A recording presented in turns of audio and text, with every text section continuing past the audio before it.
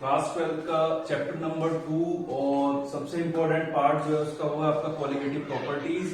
और qualitative properties में generally हमारी 4 प्रॉपर्टीज आती हैं, जिसमें फर्स्ट वन होता है आपका ऑस्मोटिक प्रेशर, सेकंड वन है आपका relative loading in vapour pressure, third one है आपका elevation in boiling point and fourth one है डिप्रेशन इन फ्रीजिंग पॉइंट। बारी बारी से हमको पढ़ना है। बोर्ड पॉइंट ऑफ व्यू से क्वालिटेटिव प्रॉपर्टी बहुत ज्यादा इंपॉर्टेंट टॉपिक माना जाता है। ठीक है, तो फर्स्टली हम पढ़ेंगे सबसे पहले कि क्वालिटेटिव प्रॉपर्टी है क्या। क्वालिटेटिव प्रॉपर्टी को अगर मैं डिफाइन करूं बहुत सिंपल टर्म्स में, तो क्वालिटेटिव प्रॉपर्टीज क्या होती है, किसी भी सॉल्यूशन की वो प्रॉपर्टीज जो डायरेक्टली डिपेंड करती हो किस पर, अमाउंट ऑफ सॉल्यूट पर।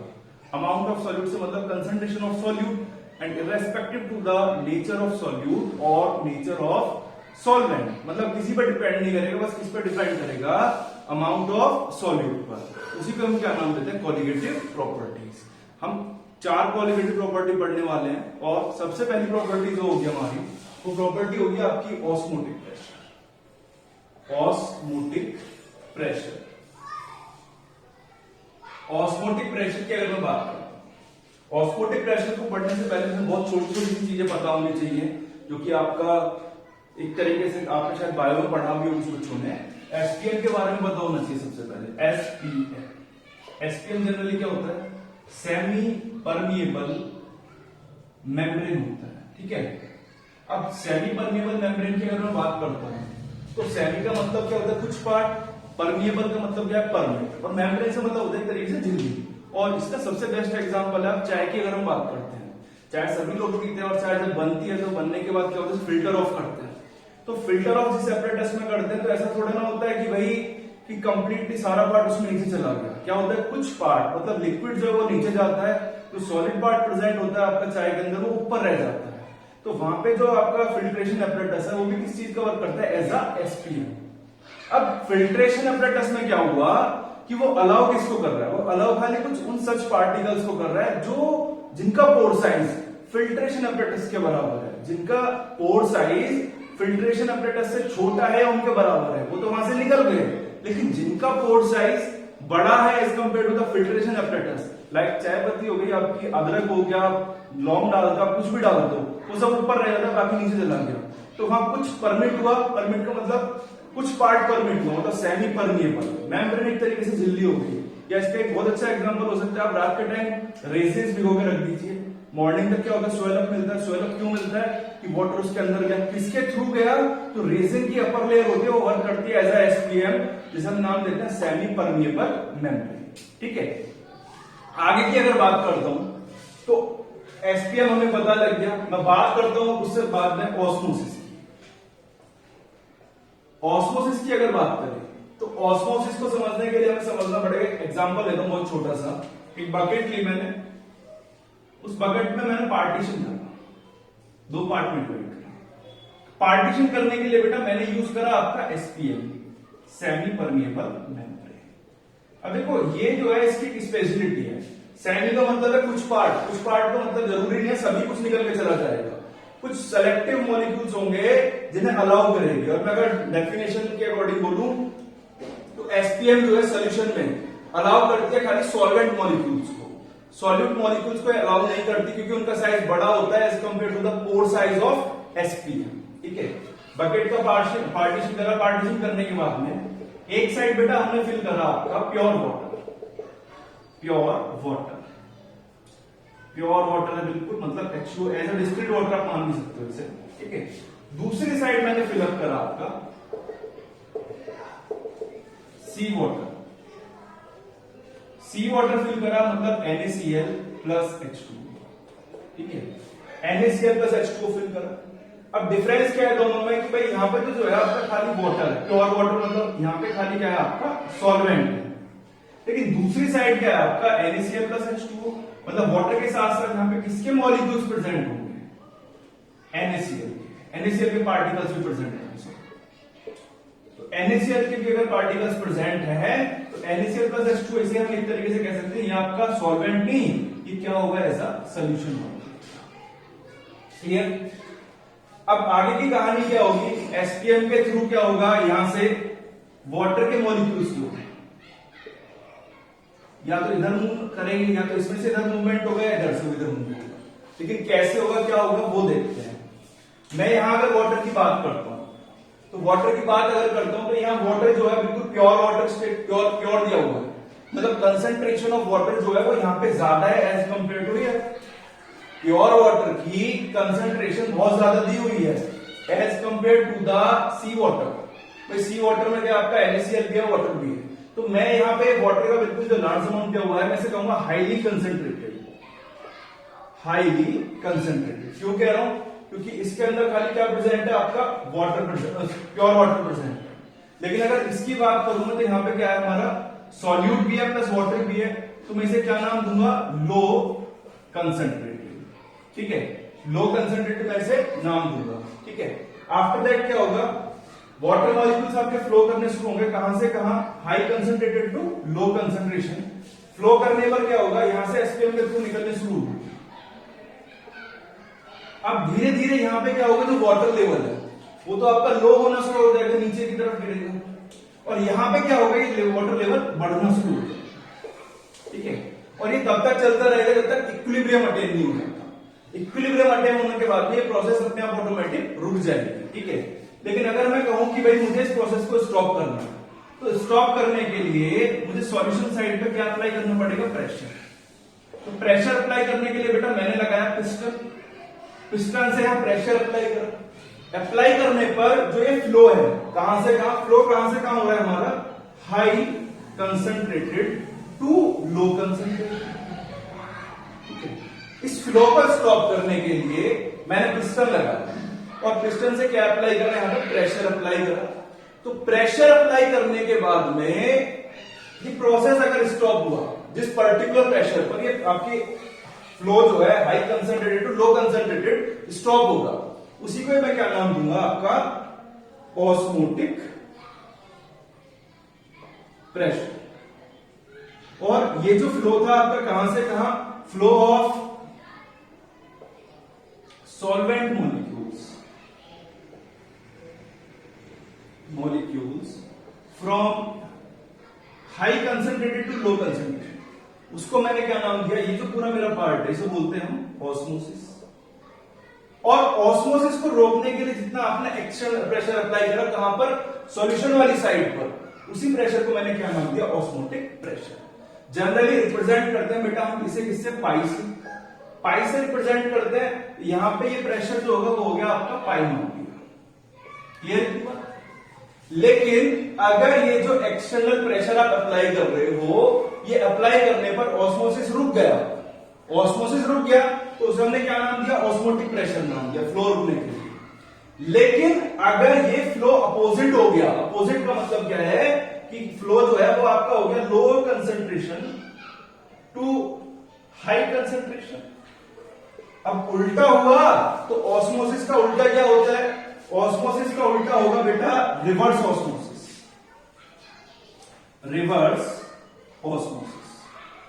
और रिवर्स ऑस्मोसिस कब होगा, जब आप एक्सटर्नल प्रेशर ज्यादा हो, किसके कंपैरिजन में, as compare to the osmotic pressure. यहां जो एक्सटर्नल प्रेशर अगर ज्यादा हुआ ऑस्मोटिक प्रेशर से, तो सॉल्वेंट मॉलिक्यूल्स का जो फ्लो होगा वो कहां से कहां की तरफ होगा, low concentration to high concentration. और उसी को मैं क्या नाम दे दूंगा, आपका रिवर्स ऑस्मोसिस।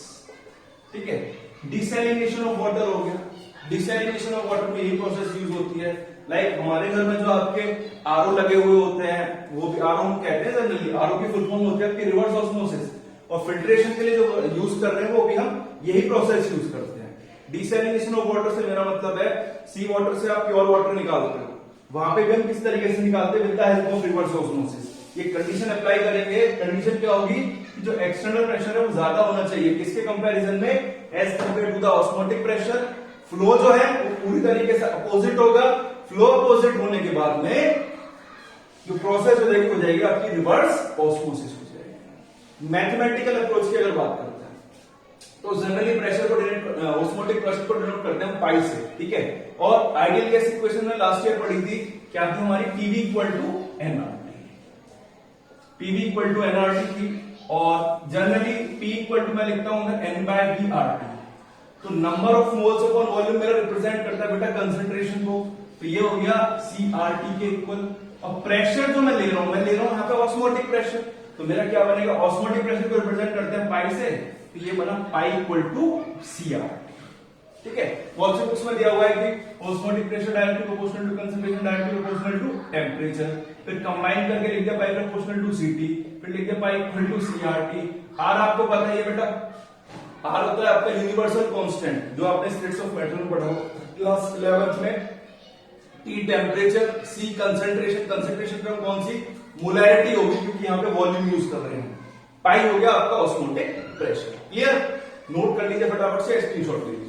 ठीक है, ऑस्मोटिक प्रेशर को जो हम डिनोट कर रहे हैं वो डिनोट कर रहे हैं पाई से, और फॉर्मूला भी हमने निकाला था, पाई इक्वल टू बना था हमारा CRT। तो C जो है वो है हमारा कंसंट्रेशन, कंसंट्रेशन किस टर्म्स में ले रहे हैं, in the terms of molarity, क्योंकि C इक्वल्स टू बेटा हमारा है N/V। ठीक है, अच्छा उसके बाद में मोलैरिटी का फॉर्मूला हम लोग पढ़ चुके हैं, mass of solute upon molar mass of solute multiplied by 1000 upon volume in millilitre. इस फॉर्मूले को यहां डालेंगे, डालने के बाद क्या होगा, pi equal to weight of solute upon molar mass, sorry mass of solute upon molar mass of solute multiplied by 1000 upon volume in millilitre into R multiplied by T। ठीक है, पाई ऑस्मोटिक प्रेशर हो गया, W mass of solute, molar mass of solute, ठीक है, 1000 आपको पता है, volume आपको मिलेगा गिवन। ठीक है, R हो गया आपका गैस कांस्टेंट, यूनिवर्सल कांस्टेंट होता है जनरली, T होता है आपका टेम्परेचर। ठीक है, अब क्या होगा जनरली 1 2 3 4 5 6 टर्म्स है, ये कांस्टेंट ये भी मिलेगा मोस्टली, ये भी गिवन मिलेगा। 4 में से आपको ये ज्यादा आइडेंटिफाई करेगा, मोलर मास आइडेंटिफाई कराते हैं ज्यादा कॉलिगेटिव प्रॉपर्टी से। क्वेश्चन कभी कभी बन जाता है कि ऑस्मोटिक प्रेशर जो है वो बेस्ट कॉलिगेटिव प्रॉपर्टी मानी जाती है to calculate the molar mass of macromolecules. उसका रीजन क्या है वो आगे देखेंगे अभी थोड़ा सा, फिलहाल हम देखते हैं न्यूमेरिकल अप्रोच आपका ये हो गया। लेकिन इसके बाद में कहीं कहीं थोड़ा सा न्यूमेरिकल चेंज है आपका, लाइक जैसे इसके बाद में आता है isotonic solutions. Isotonic solutions, isotonic solutions की अगर मैं बात करूं, the solutions which have the same osmotic pressure at the given temperature, ऐसे solutions जिनका सेम ऑस्मोटिक प्रेशर हो किसी भी पर्टिकुलर या गिवन टेम्परेचर पर, उन सॉल्यूशंस को हम नाम देंगे आइसोटोनिक सॉल्यूशन। जैसे लेट करा मैंने, ये मेरा एक सॉल्यूशन है, ए मान लिया इसको मैंने, ऐसे एक इधर बी बनाया, ये बी हो गया। अब क्या हुआ, इसका प्रेशर माना मैंने पाई ए और इसका मैंने माना पाई बी।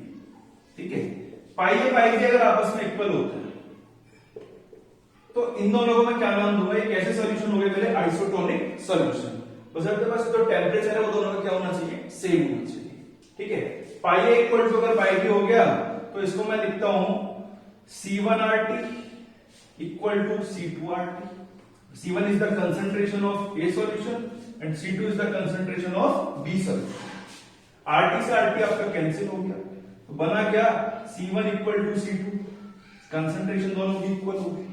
और कंसंट्रेशन का फॉर्मूला अगर अप्लाई करते हैं, mass of A solution molar mass of A solution multiply by 1/V in litre, same इधर आ जाएगा mass of B solution upon molar mass of B multiplied by 1/V into litre. Volume भी लगभग same ही मिलेगा। Clear, तो isotonic solutions के लिए confuse नहीं होना। आइसोटोनिक सॉल्यूशन में क्या होगा, दोनों का ऑस्मोटिक प्रेशर सेम होगा, सेम ऑस्मोटिक प्रेशर होगा तो कंसंट्रेशन दोनों की सेम होगी। तो जहां पे आपको कह दे कि भाई आइसोटोनिक है तो उस केस में हमें ये फॉर्मूला अप्लाई करना पड़ेगा। एक छोटा सा न्यूमेरिकल देखते हैं आइसोटोनिक का, नोट कर लीजिए जल्दी से। ठीक है, आइसोटोनिक सॉल्यूशन के ऊपर एक क्वेश्चन लिखा हुआ है मैंने, और क्वेश्चन क्या है, क्वेश्चन काफी सिंपल है और आंसर भी आप लोग सभी जानते होंगे इसका, लेकिन करने का तरीका क्या है और इस टाइप का क्वेश्चन आता है तो कैसे अप्लाई करना है। क्वेश्चन क्या हुआ है, 5% solution of cane sugar molar mass 342 gram per mole is isotonic with, देखो वर्ड आ गया आइसोटोनिक। तो आइसोटोनिक से क्या मतलब है कि आइसोटोनिक है जिसके साथ ये दोनों का ऑस्मोटिक प्रेशर क्या होगा, सेम होगा। लाइक एक दिया हुआ solution 5% solution of cane sugar is isotonic with 0.877% of solution of urea. ठीक है, अच्छा, फिर आपसे पूछा calculate the molar mass of urea. तो इसका मतलब क्या है, दो डिफरेंट सॉल्यूशन है। एक सॉल्यूशन दिया है आपको किसका बेटा, एक सॉल्यूशन दिया आपको केन शुगर, दूसरा सॉल्यूशन जो आपको दिया हुआ है वो किसका दिया हुआ है, यूरिया का। दोनों में परसेंटेज दिया, ये दिया आपको 5% केन शुगर और ये वाला दिया आपको 0.877% यूरिया। तो हम सभी लोग जानते हैं खूब अच्छे से कि भाई परसेंटेज की जहां कहीं भी बात होती है, परसेंटेज हमेशा कितने में आता, कितने में से आती है, 100 में से आती है। तो 100 में से अगर आपको कहना है 5% केन शुगर, तो मास ऑफ केन शुगर कितना हो गया, मास ऑफ केन शुगर कितना हो गया, मैं इसको मानता हूं A और इसको मैंने माना B। तो mass of cane sugar W कितना दिया हुआ है बेटा मुझे, 5 ग्राम। मास ऑफ इसी तरीके से यूरिया, इसे मैंने B सॉल्यूशन माना, तो W भी मेरा दिया हुआ है 0.877%, तो इसका मास सेम हो गया। ठीक है। अच्छा, आइडेंटिफाई क्या करा रहा है, आइडेंटिफाई करा रहा है हमसे molar mass of urea, molar mass of urea मतलब MW भी आपको आइडेंटिफाई करना। अच्छा, इसका मोलर मास आपको गिवन है, molar mass of cane sugar, ये गिवन है आपको 342 ग्राम पर मोल। ठीक है। अब सीधी सी बात है, जब आइसोटोनिक दिए हुए दोनों एक दूसरे के, तो दोनों का ऑस्मोटिक प्रेशर भी क्या होगा, same, pi A equal to pi B, दोनों की कंसंट्रेशन भी इक्वल होगी, C1 equal to C2। Formula कौन सा अप्लाई करना पड़ेगा, ये वाला। तो WA अपॉन MWA, ये MWA है आपका molar mass of sugar cane, equals to, sorry volume भी दोनों का सेम है, केवल नहीं है तो WB अपॉन MWB। ठीक है। WA मेरा कितना है 5 अपॉन 342 इक्वल्स टू, W भी मुझे दिया हुआ है 0.877 और ये दिया, ये मुझे आइडेंटिफाई करना है आपका molar mass of urea. Molar mass of urea किसके इक्वल होगा, 342 मल्टीप्लाइड बाय 0.877 डिवाइडेड बाय 5, और ये जो इक्वल आएगा, यूरिया का मोलर मास आप सभी को पता है, जिसे फॉर्मूला पता होगा उसे मोलर मास भी पता होगा, NH2CO NH2 फॉर्मूला होता है इसका। कैलकुलेट करोगे तो ये आपका आएगा 60 ग्राम पर मोल। कहने का मतलब है कि अगर एग्जाम में क्वेश्चन आ जाता है कभी भी कि calculate the molar mass of urea, ये शुगर केन या कुछ भी दे देता है, ऐसा कोई कंपोनेंट जिसका आपको फॉर्मूला पता हो, तो आपका आंसर कभी गलत नहीं आ सकता उस केस में। यूरिया का मोलर मास 60 होता है, 60 मैंने डायरेक्टली लिख दिया, कोई कैलकुलेशन नहीं करी। ठीक है। तो आइसोटोनिक में थोड़ा सा हमें याद रखना है कि ऑस्मोटिक प्रेशर दोनों का सेम होगा, ऑस्मोटिक प्रेशर सेम होने की वजह से दोनों की कंसंट्रेशन इक्वल होगी, और क्वेश्चन अगर कभी यूज करता है आइसोटोनिक तो सिंपल ये फॉर्मूला यूज करो, जनरली वॉल्यूम भी सेम मिलेगा आपको। 1 2 3 4 टर्म में 4 में से 3 गिवन देगा, एक आपसे पूछेगा तो आप इजीली सॉल्व कर सकते हो। Clear all of you? Yes, okay. Isotonic solution के बाद में कुछ छोटे छोटे दो पार्ट हो रहे हैं हमारे। एक हमारा होता है बेटा आपका हाइपरटोनिक सॉल्यूशन, हाइपरटोनिक सॉल्यूशन, और एक आता है आपका हाइपोटोनिक सॉल्यूशन। वर्ड से समझ रहे होगे क्या बताना चाहूंगा आपको। ठीक है। हाइपरटोनिक और हाइपोटोनिक की अगर बात करते हैं, ठीक है, सॉल्यूशन का अगर ऑस्मोटिक प्रेशर डाला, हाइपर का मतलब क्या होता है ज्यादा, if a solution has higher osmotic pressure than other, भाई किसी दूसरे सॉल्यूशन के रेस्पेक्ट में अगर ऑस्मोटिक प्रेशर ज्यादा है किसी सॉल्यूशन का, तो सॉल्यूशन को कहेंगे हाइपरटोनिक सॉल्यूशन। जैसे एग्जांपल के लिए लिया, for example 0.1 molar urea solution has higher osmotic pressure than 0.05 molar sucrose solution. यहां जो आपका यूरिया का सॉल्यूशन होगा उस सॉल्यूशन को क्या नाम देंगे, हाइपरटोनिक। क्यों? क्योंकि इसका ऑस्मोटिक प्रेशर ज्यादा है as compare to the sucrose solution. ठीक है। अब कंसंट्रेशन के ग्राफ पर भी देख के बता सकते हो आप इजीली, यहां कंसंट्रेशन ज्यादा है एज कंपेयर टू दिस, तो इसका ऑस्मोटिक प्रेशर भी इसलिए ज्यादा हो रहा है, और इसीलिए मैं इसे क्या नाम दे रहा हूं, हाइपरटोनिक सॉल्यूशन। हाइपोटोनिक में क्या होगा, इसका उल्टा हो जाएगा। उल्टा कैसे होगा, if a solution has less osmotic pressure than other, उल्टा हो गया तो वहां हो जाएगा आपका hypotonic. If a solution has less osmotic pressure than other, तो उसे हम नाम देंगे क्या, हाइपोटोनिक सॉल्यूशन। सुक्रोज को अगर इसके रेस्पेक्ट में देखो तो हाइपोटोनिक होगा, क्लियर, ठीक है। जहां पर आपका ऑस्मोटिक प्रेशर कम होगा उसे बोलेंगे हाइपोटोनिक, ज्यादा होगा तो हाइपरटोनिक होगा, क्लियर। इसका जो लास्ट पार्ट है बेटा, लास्ट पार्ट है इसका रिवर्स ऑस्मोसिस। रिवर्स ऑस्मोसिस में आपको बता चुका, फ्लो का जस्ट उल्टा होना, ऑस्मोसिस का जस्ट जो उल्टा होगा उसे बोलेंगे आपका रिवर्स ऑस्मोसिस। याद रखना एक चीज, सोल्यूशन के अकॉर्डिंग अगर जाओगे, मैंने ऑस्मोसिस में बताया था आपको, सोल्यूशन के अकॉर्डिंग अगर आप जाते हो तो सोल्यूशन की कंसंट्रेशन ज्यादा थी वहां पे, लेकिन हमने सॉल्वेंट को देखा था, सॉल्वेंट का अमाउंट मतलब हाईली कंसंट्रेटेड, मैंने बोला वाटर ज्यादा था उसे मैंने लिखा था हाईली कंसंट्रेटेड, और वाटर कम था तो मैंने उसे नाम दिया था लो कंसंट्रेटेड। तो कंफ्यूज मत होना, सोल्यूशन के अकॉर्डिंग अगर सोल्यूशन के बिहाफ पे देखते हो तो सी वाटर की कंसंट्रेशन ज्यादा है और वाटर की कम होगी, लेकिन वाटर के अमाउंट के अकॉर्डिंग देखते हैं तो वाटर प्योर फॉर्म में प्रेजेंट है कंप्लीटली, जहां पे वाटर प्रेजेंट था उसे मैंने नाम दिया है हाईली कंसंट्रेटेड, और जहां वाटर लेस अमाउंट में प्रेजेंट है और जहां पे आपका सॉल्यूट भी प्रेजेंट है NaCl, तो वहां मैंने उसे नाम दिया लेस कंसंट्रेटेड। तो कंफ्यूज मत होना, बच्चे आर्गुमेंट करने लग जाते हैं कि सर आप गलत पढ़ा रहे हो, ये तो सब ठीक है अपनी जगह पे, क्लियर। और ऑस्मोटिक प्रेशर का न्यूमेरिकल जरूर करो, मोस्ट ऑफ द क्वेश्चंस में आपसे मोलर मास कैलकुलेट कराएगा। आइसोटोनिक भी कहते हैं, सबसे सिंपल न्यूमेरिकल आइसोटोनिक का होता है, ठीक है। आगे देखते हैं नेक्स्ट टॉपिक जो होगा हमारा, वो होगा आपका relative lowering in vapour pressure. तब तक के लिए पढ़ते रहिए अच्छे से।